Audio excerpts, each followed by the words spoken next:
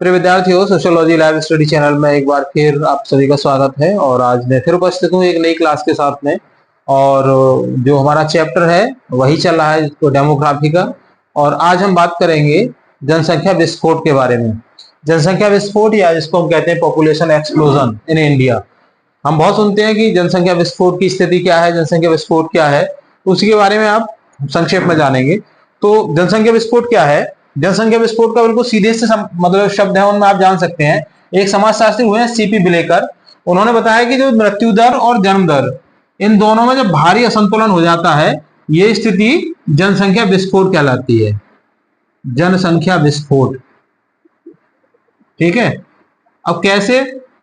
मतलब भारी असंतुलन का मतलब है कि किसी भी समाज में, किसी भी राज्य में, किसी भी राष्ट्र की जो जनसंख्या है, उसकी जो जन्म दर है वो बहुत ज्यादा होती है, तीव्र होती है या अत्यधिक होती है। आप ये समझ सकते हैं, जन्म दर अत्यधिक है लेकिन जो मृत्यु दर है वो बहुत कम है। मृत्यु दर क्या है? मृत्यु दर कम है। मतलब जितने लोग जन्म लेते हैं वो सारे के सारे, कारण क्या होता है कि जो मृत्यु दर है उसको कम करने का क्या तरीका है? कम करने का जो तरीका है, जो भी राज्य है, राष्ट्र इनके पास में, वो ये है कि जब व्यक्ति को अच्छी स्वास्थ्य सुविधाएं उपलब्ध हो जाती हैं, पौष्टिक आहार उसको मिलना शुरू हो जाता है, तो व्यक्ति की जो अधिवर्षता आयु है ना, जो जीवन अवधि है, वो बढ़ जाती है। तो व्यक्ति जो है वो एक लंबी जिंदगी जीते हैं। जैसे एक एग्जाम्पल के तौर पर आप समझ सकते हैं कि जैसे मान लीजिए किसी भी समाज में कोई जो व्यक्ति है वो एक औसत आयु 50 वर्ष आई है, क्योंकि वहां पे खाने के लिए सही भोजन नहीं मिल पाता उनके लिए, है ना, सही जो स्वास्थ्य सेवाएं उपलब्ध नहीं है। फिर क्या होता है, ये सारी सुविधाएं मिलनी शुरू हो जाती है, जैसे डेवलपमेंट होता है, तो वो व्यक्ति की जो आयु है, वो जो एवरेज है वो 70 वर्ष हो जाती है, कि लोग वहां 70 वर्ष तक जी रहे हैं। 80, 90, 100 इस तरीके से ना जो आयु है वो बढ़ती चली जाती है। तो इसको कहते हैं। तो किसी समाज में जहां जन्म दर बहुत अत्यधिक है लेकिन मृत्यु दर कम है, तो इसमें क्या होता है, इन दोनों में भारी असंतुलन होता है।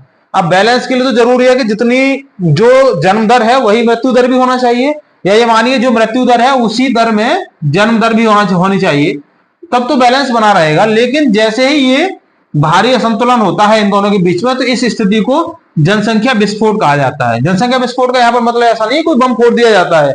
यहाँ पर मतलब है जनसंख्या विस्फोट का कि एक ऐसी पॉपुलेशन जो अपनी आवश्यकता की चीजों के लिए छीन झपट करके इस्तेमाल कर रही है, उसमें बहुत ज्यादा कंपटीशन बढ़ गया है।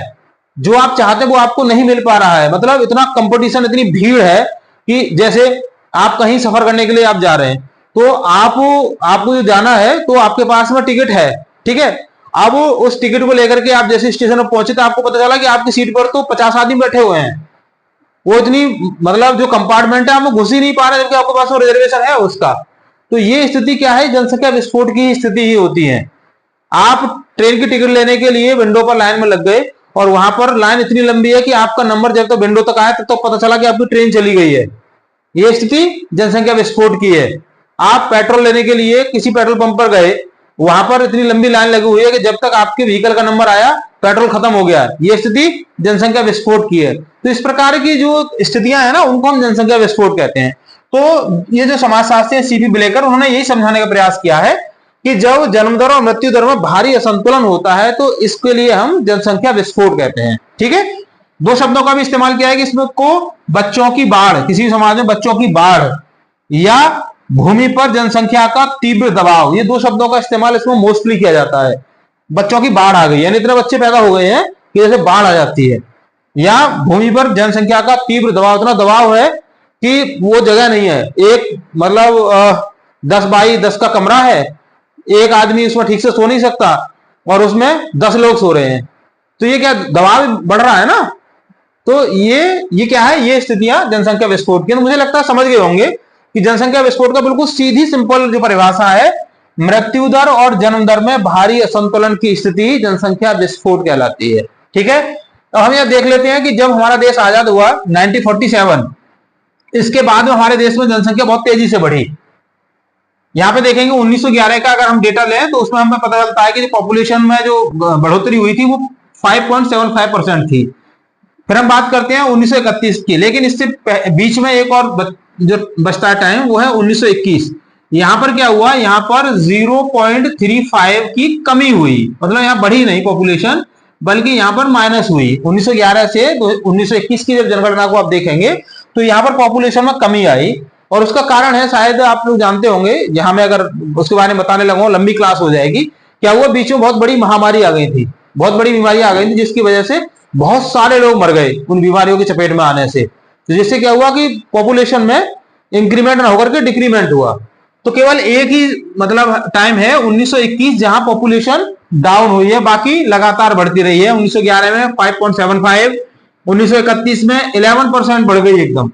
1900, अब देखिए आजादी के बाद का डेटा देखिए, 1971 का डेटा हम लें तो 24% पॉपुलेशन में बढ़ोतरी हुई है। फिर 1981 में भी यही बढ़ोतरी 24% प्लस हो गई, और 1991 में थोड़ी सी कमी आई, 23% बढ़ोतरी हुई। और जो तमाम फैमिली प्लानिंग और एजुकेशन का डेवलपमेंट, और लोग जागरूक होने लगे, ये पता मतलब समझने लगे कि भाई ज्यादा बच्चे करने का मतलब है कि बवाल है ना अपने लिए खड़ा कर लेना। तो उसमें क्या हुआ, 2011 का जो डेटा है उसमें यह आया कि 13% पॉपुलेशन बढ़ी है, और 2021 का आना शेष है। जो डेटा आएगा तो पता चलेगा कि कितनी बढ़ोतरी हुई है। तो कुल मिलाकर के हम जो देख रहे हैं ना, तो इस तेजी से जो पॉपुलेशन ने ग्रो किया है, उसकी वजह से हमारे देश में जनसंख्या विस्फोट की स्थिति उत्पन्न हो गई है। सो कंप्लीट है, मुझे लगता है टॉपिक छोटा सा ही है, समझ में आ गया होगा, लेकिन महत्वपूर्ण बहुत है। कहीं कोई क्वेरी है तो आप मुझे कमेंट बॉक्स में लिख के बता सकते हैं। वीडियो पसंद आए तो उसको लाइक शेयर जरूर कीजिएगा। चैनल पर नए हैं तो सब्सक्राइब कर लीजिएगा। मिलते हैं अगली क्लास में, तब तक के लिए जय हिंद।